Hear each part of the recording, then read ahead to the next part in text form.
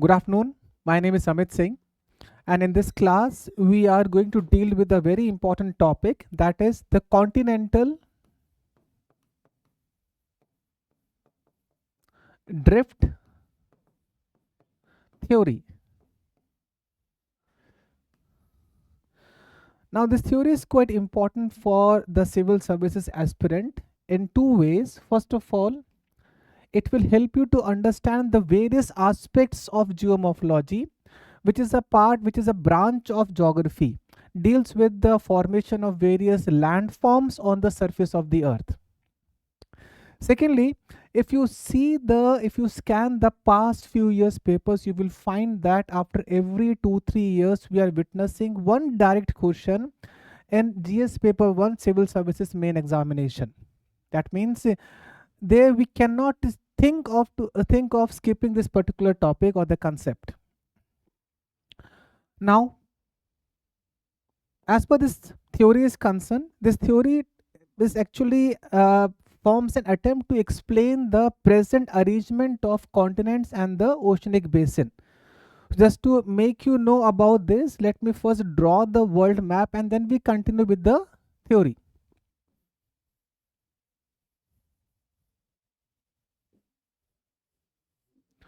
So drawing the world map is quite important for the people who are preparing for geography subject. This is one of the way of conveying your ideas in the examination, or you can say one of the easier way of conveying the ideas.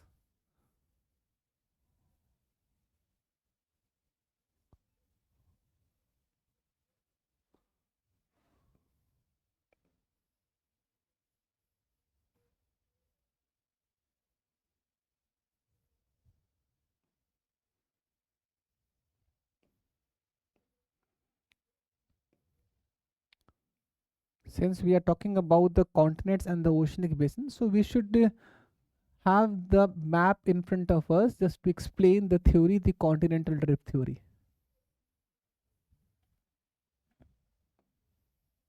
Right. So this is the world map representing almost all the continents and the land masses what we're having on the surface of the earth, and we also have the oceanic basin, okay, which is having the oceanic water. So this one is North America, South America, Africa, and Europe over here. This is Europe, or this whole forms the Eurasian part. Now, this theory is all about the explanation linked with the present arrangement of land masses and the oceanic basin.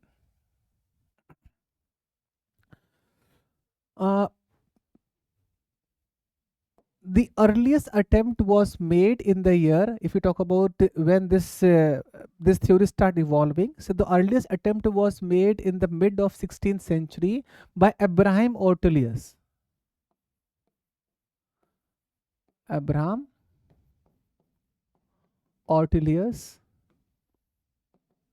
and he said that all the land masses were once joined together, and they were forced to split because of some kind of sudden or the violent event in the form of earthquake or flooding. So there he conveyed that yes, these were all joined together. So these all land masses which are scattered now throughout the world, they were once joined together and later they were forced to split.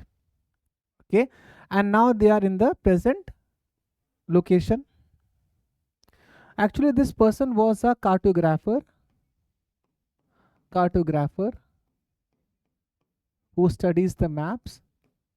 Okay, so he was a cartographer, and while having the careful study of the world map, he found the striking jigsaw like fit of the opposing coast of Atlantic Ocean.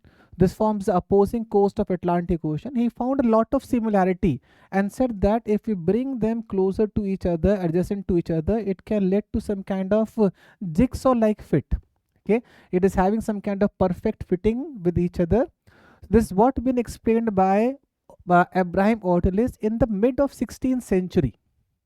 Okay, and that is how we witness the evolution of this particular theory, the continental drift theory.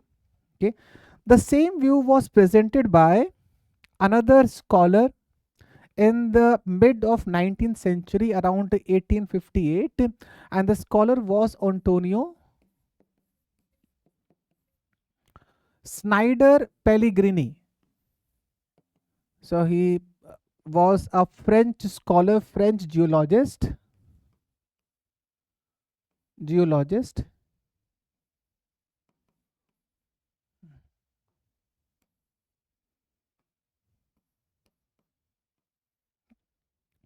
and he also came up with the same view that earlier all the continents were forming a single landmass and later split apart because of some forces. Okay, now he came up with the same view. He come up with the particular view just to explain how it is possible to have the presence of similar or the identical plant fossils or the coal seam belongs to the carboniferous period in two regions which are present in Europe and in North America, though in between we're having a huge water body in the form of Atlantic Ocean. Okay, so it is not possible to have the similar fossil or the ancient plant fossil, okay, in both the location, because in between we're having the huge water body. It can only be possible when they were at the forming a same landmass. Okay, then only we can have the same kind of plant or the fossils in both the continents or the landmass. Okay, so that is how he come up with the same view that earlier these all continents were joining and forming a single landmass. Okay, now thereafter we're having the view of one more scholar whose name was Frank Bursley Taylor. Okay, so it was 1908, the initial phase of 20th century, when this American geologist come up with another view, okay, about the drifting of the continent. Even he was the first to introduce the concept of continental drift. Continental drift. So it was he who has introduced the concept of continental drift in his theory, which was called as theory of horizontal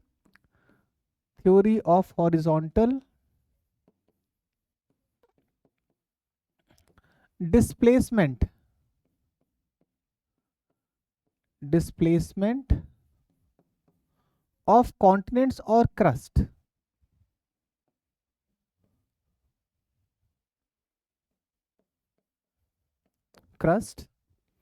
So this was the theory which was given by uh, F.B. Taylor in the year 1908, just 4 years ahead when the continental drift theory was given by Alfred Wegener.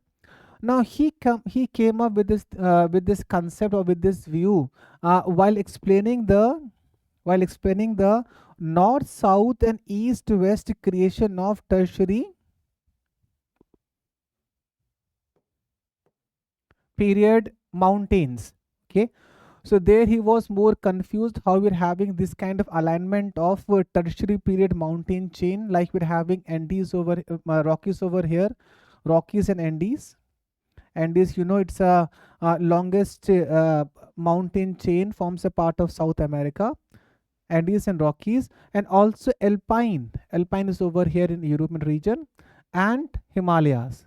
Okay, so how come they were having the east, west, and north, south alignment of the various mountain chain which belongs to tertiary period? Just to explain that, he also talk about the drifting of land masses.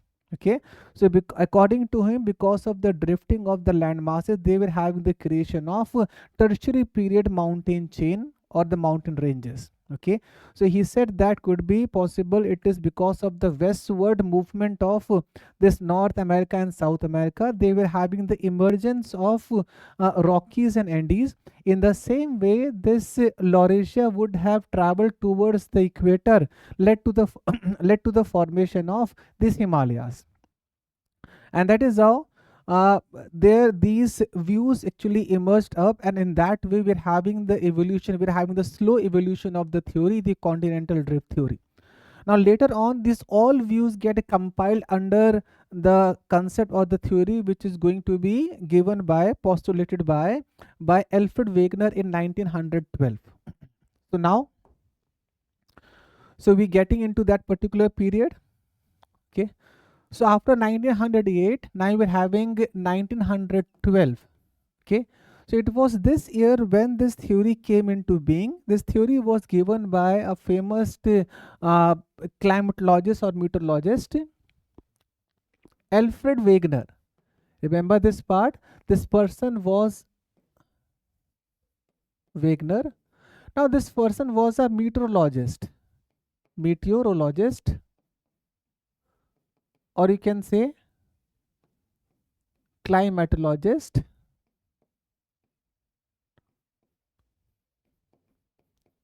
Logist. So he was doing the research work in the climate changes in the past history of the globe. Okay, so he was doing the research over the variations of climate found in the past history of the world.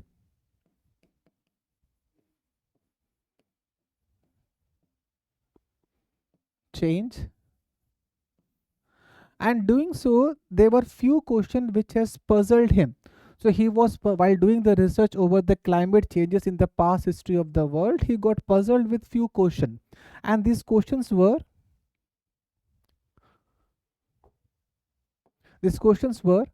first one was how it is possible to have the presence of, tropical fern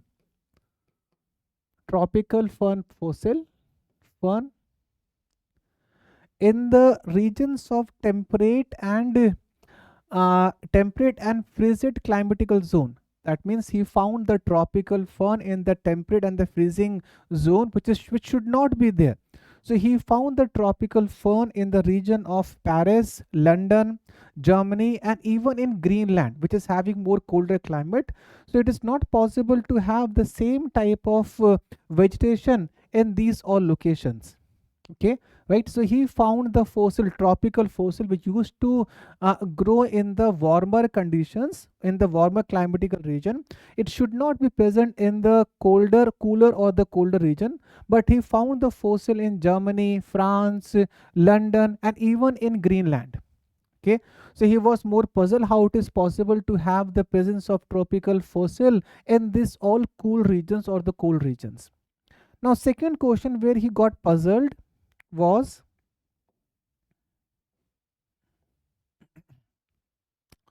the presence of glacial glacial marks or glacial tiliates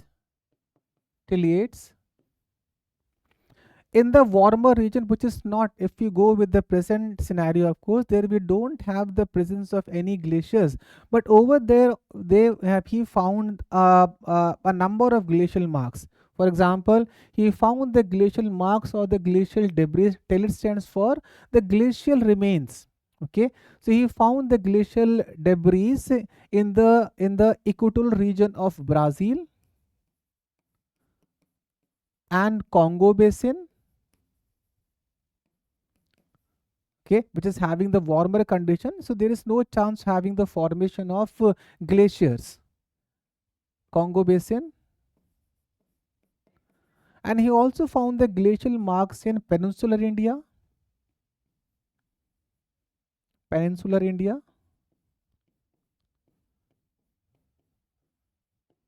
and in the middle of Australia. So the center part of Australia is totally covered with the hot deserts. So there we don't have chance to have the formation of glaciers over there. So if there is no glacier, how it is possible to have the formation of glacial marks or having the presence of glacial debris over there? Okay, in Australia. Even if you go with the example of peninsular India, we know that there in peninsular India we're having the warmer conditions. I'll just go with the help of map over here. See that. So this is the peninsular India. Over there we are having the warmer condition, though we're having the mountain, but this mountain chain is not that much high, which can have led to the presence of glacier over there. So throughout the region we don't have the presence of glacier. We're having the glacier only there in the Himalayas. Over this part we're having the glaciers, but not in the peninsular India. Okay, so if there is no formation of glaciers, so how can it be possible to have the glacial marks over these all regions? Okay, so these all things got him puzzled, of course, and there he come up with the answer. So he explained this particular puzzle in two ways.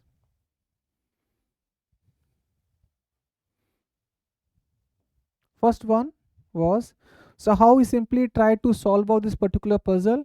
He come up with two explanation over there. Okay, so first one was, he said that either if we take continents, if the continents are stationary,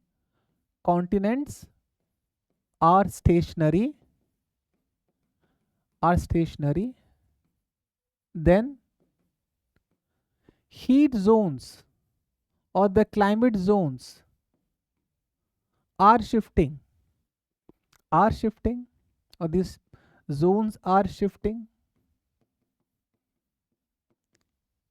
Right, okay, so what are this heat zone? These are the zones which are developed on the basis of the heat of the sun. Okay, so there Greeks has divided the earth on the basis of the amount of heat the region has received. The center one, or the part which is surrounding, which is in fact around the equator. So there, this part has been named as torrid zone because this part receives the maximum insolation. Okay, so this one is torrid zone, having the warmer condition. Okay, and the part which is surrounding the poles, okay, usually receives very low insolation, very low heat of the sun. So this one usually having the freezing temperature, very cold temperature. So this one is been named as frigid zone, frigid heat zones, heat zone. And the middle of this torrid and the frigid zone, we're having the region which is having the moderate climatical condition, or the heat conditions, of course. So this zone is called as temperate zone, temperate heat zone. That means there the climate is more moderate. According to the Greeks, there the climate is more favorable, not too extreme over there. Neither it is very hot, not very cold, but having the moderate climatical condition. And that is how there the Greeks divided the whole earth on the basis of heat or the insolation received as torrid, temperate, and freezing zone. Okay, so what he is saying, what Wegener is saying, if the continents remain stationary, we don't have any movement of the continent in the past history. So in that case, these belts are shifting. Okay, so could be possible the one which is having the freezing condition might have the torrid condition or having the warmer climatical condition. Okay, so that time we may have the growth of vegetation over there. Okay, and this temperate may have the freezing zone, or this torrid may have the freezing zone. In that way, there we are having the presence of or having the formation of glacials, and led to the formation of glacial marks and having the presence of glacial debris. Okay, so that is how he is explaining. He is simply clearing out their doubts, of course, about the change of, about the past change of climates or having the variation of climate in the past.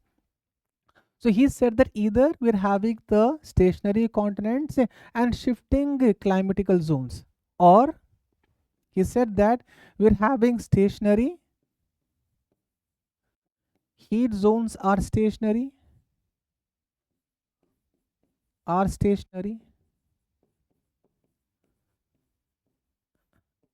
and continents are drifting,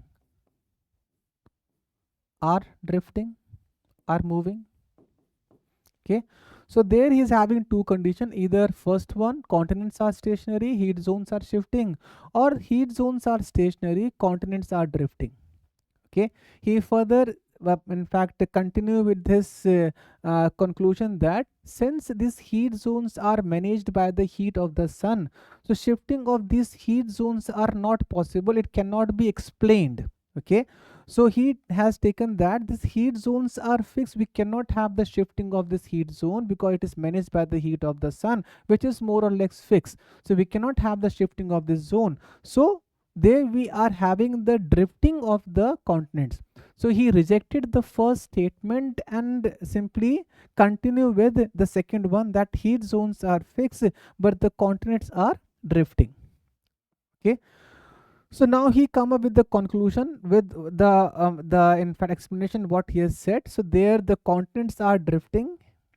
Okay, now to prove this particular statement that heat zones are stationary and the continents are drifting, so he developed the theory as the continental drift theory. Okay, to explain that these land masses, these huge land masses are not stationary but drifting in different direction, he developed the theory as the continental drift theory. Now this theory I've told you, it came up in the year 1912. Okay, but it was in German language.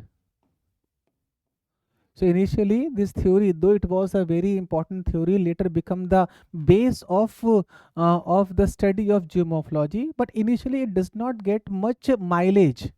Okay, what it should have received, because it was initially in the German language, but later on in the year 1915 his book got translated and this theory came to known to the scholars of the world. Okay, so in 1915 his book was the origin of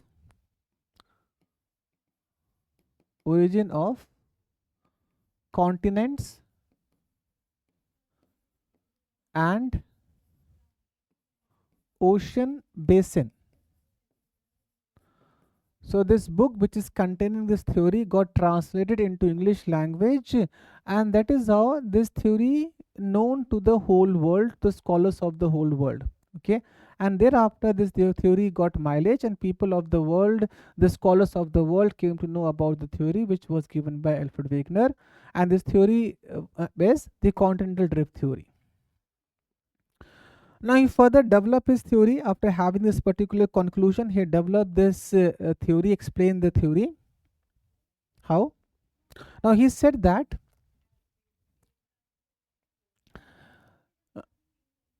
initially all the continents and the land masses were at a single place forming a huge supercontinent. So how he developed his theory? He just to explain his conclusion, he developed a theory and said that initially, or you can say way back in the past, all the existing land masses and the continents were at a single place forming a huge landmass called as Pangea. So they were having a supercontinent according to him, which he termed as Pangea. Okay, so this concept, this term was given by Wegener only, and he developed the term by joining two words, pen plus Gea, where pen stands for all, pan Indian, pan American. Okay, in this we're having the Pangea, pen land masses, that is all land masses. So the Gea stands for either for the earth, and here it stands for land masses or the continent land masses. Okay, or continent. Okay, so there he developed a concept called as Pangea, which is nothing but it's a huge supercontinent after clubbing all the existing land masses and the continents. Okay, now he further developed his theory, said that this Pangea was surrounded by a huge ocean.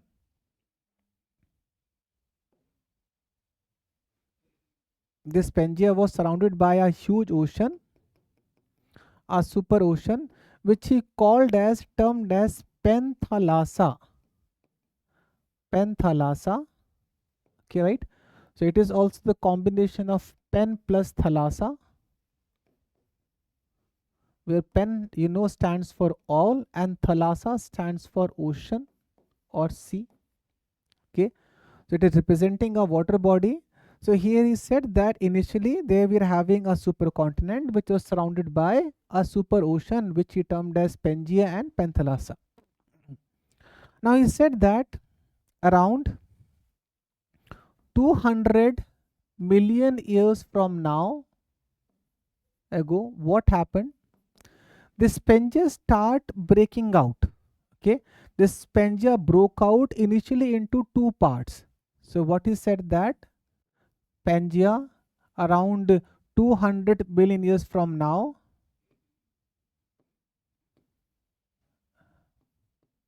Pangaea broke out into two parts initially, as which he named as Laurasia and Gondwana land. Gondwana land. To him, according to this theory, Laurasia was first to break out from Pangaea.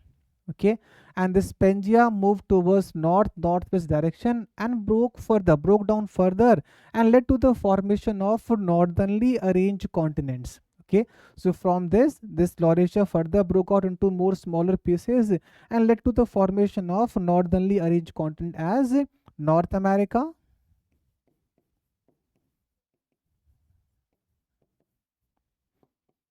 Greenland and Eurasia. Eurasia.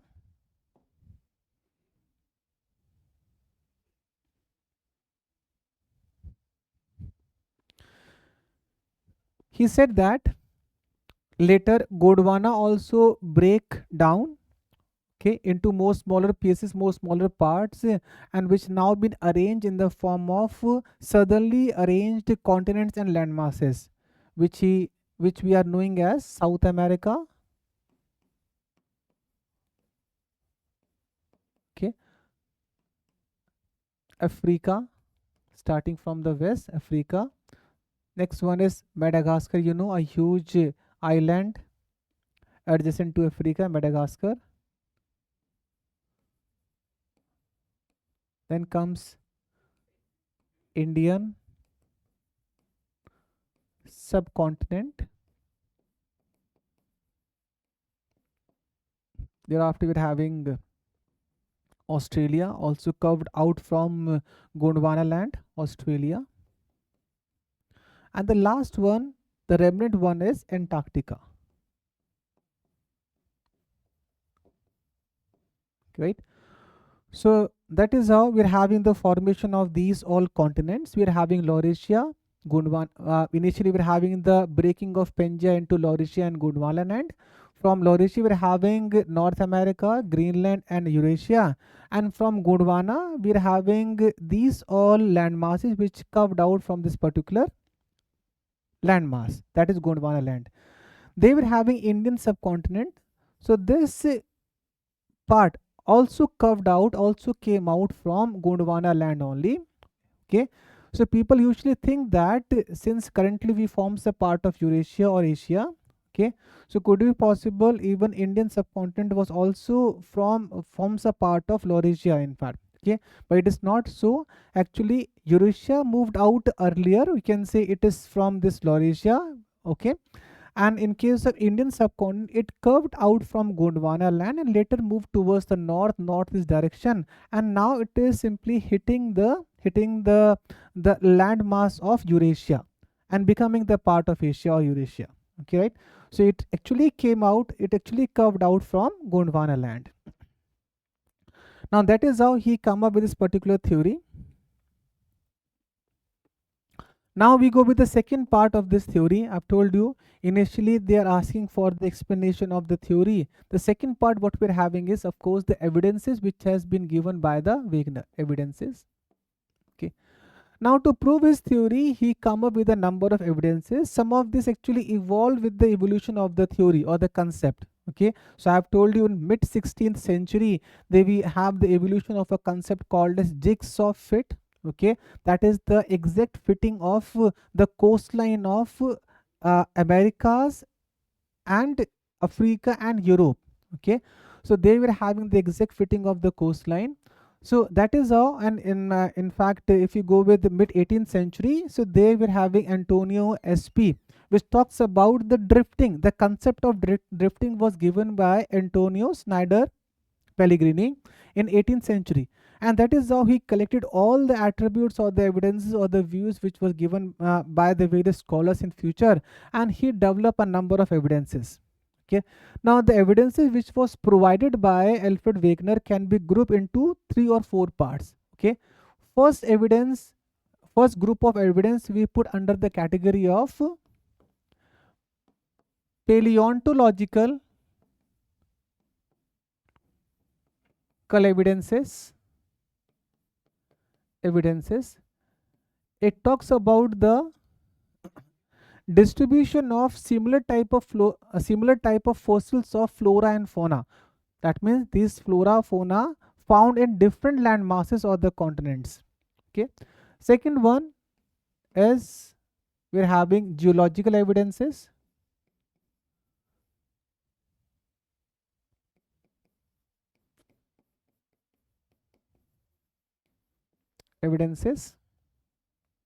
And third is paleoclimatical evidences. That is the ancient climate evidences.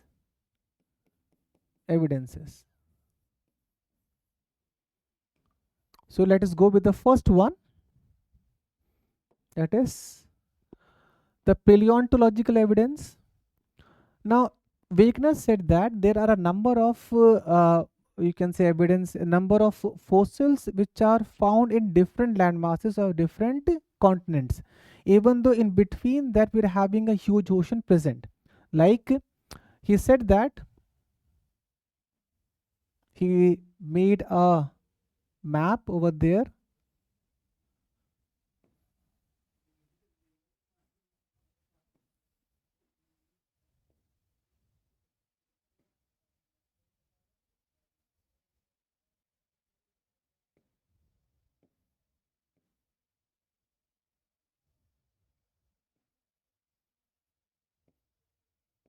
Okay, he said that there are a number of fossils which found in different land masses. One of the example over here is the fossil of a fern which is called as Glossopteris.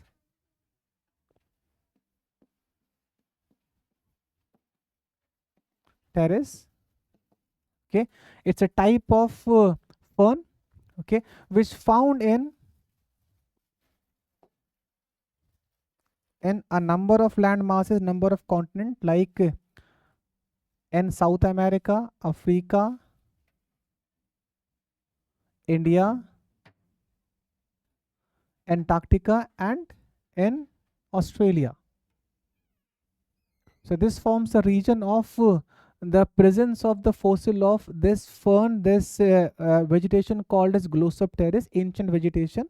Okay, so over this part we had found the fossils of Glossopteris.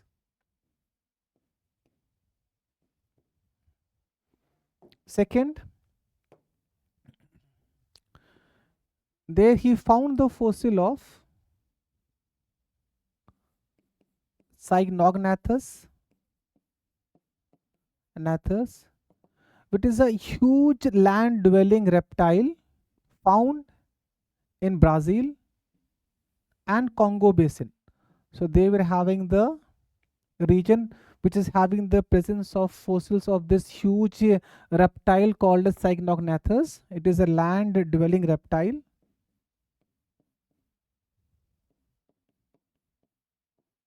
Okay, so there in these two locations we can have the presence of fossil of Cynognathus. This can only be possible if these lands were once forming a single land mass.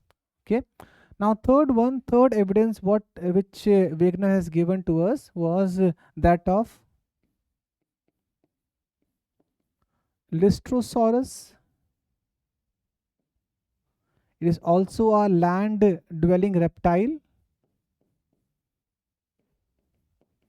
reptile, okay, found in the region of Africa, India, and Antarctica. See that? Okay, I'll just so over this part. Okay, so they were having the fossils of Listosaurus. Okay, and the last one, what he had defined,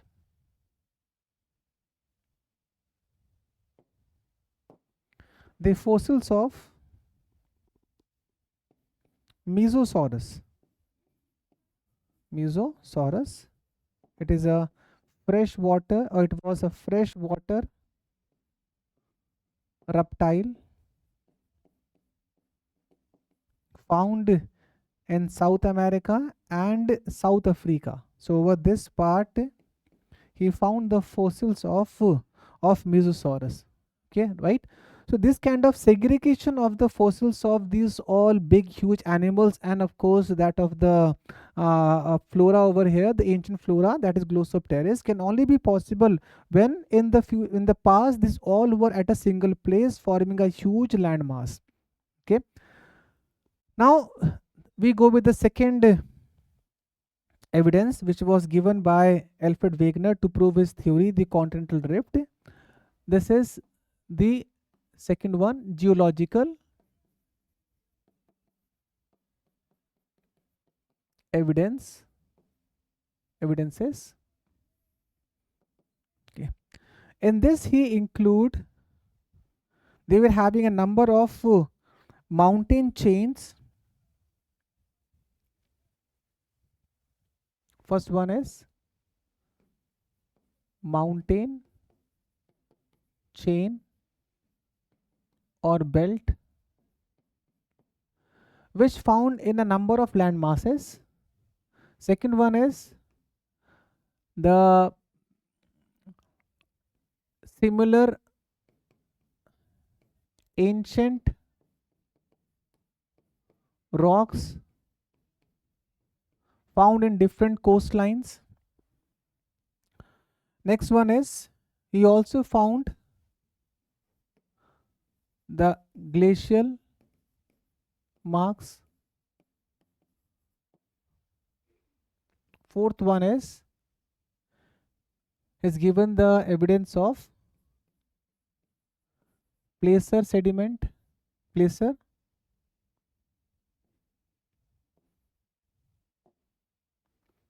deposit in different region, different land masses. Okay, and fifth one, we can also count the jigsaw fit of the opposing coast of Atlantic Ocean, jigsaw like fit of the opposing coast of the Atlantic Ocean. So these are the various geological evidences which was presented by the Alfred Wegener. Now first one was the presence of mountain belt in different land masses. I'll go with the first example over here. Now if you see, according to him, there are a number of mountain chain or mountain belt which suddenly disappears along the coastline of one landmass, okay, and reappears in some other landmass. Okay, so they were having a number of mountainous belt which disappears in one landmass, suddenly disappears in the along the at the coast of one landmass and reappears in some other landmass. Okay, I'll go with the example over here. So there he had given the example of the mountain chain which exists in, I'll just go with the map. Yes, over here. So they were having a mountain chain in Cape of Good Hope. Over they were having the mountain chain which suddenly disappears along the coastline at this part, of course, and reappears in Buenos Aires, which forms the capital of Argentina in South America. Okay, right? So there it disappears along this coastline but reappears in different landmass. Okay, it can only be possible that possible when once they all were at a single place, forming or joining and forming a single landmass. Now, second evidence is about the similarity of the rock masses found along the coast of different continent. So he found that the rock masses or the ancient rock masses along the coast of Brazil, okay, and of course along the coast of Western Africa over this part, having almost similar in terms of age, composition, and structure. So they were having some rock masses, some ancient rock masses are there which are similar in terms of age, composition, and structure, found in both Brazil and western part of Africa. Okay, this also proves that it can only be possible when this all land masses were at a single forming a single landmass, forming a single continent. Thereafter,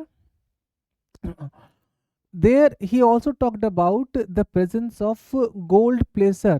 Okay, or you can say they were having Ghana country. Over this part he found the gold placer, the gold sediment, who's having the source rock present in the Brazil, in this Brazil region. Okay, so over this part it is having the source of the placer which is there present in the region of Ghana, which is a country in Africa. Okay, it can only be possible when they were all joined together or at least placed adjacent to each other. Now the fourth one, what he has described is about the jigsaw fit. Okay, now see that already we had explained this part because this was been introduced by, it was been said by Abraham Ortelius in the mid of 16th century, that if we place both the continent adjacent to each other, we see the striking fitting of, the perfectly fitting of the coastline of both South America and Africa, which he termed as jigsaw like fit. Okay, so this is also been possible, only possible if they both broke out from a single landmass and led to the formation of this kind of similar coastlines. So now we go with the next evidence as what been given by Alfred Wegener.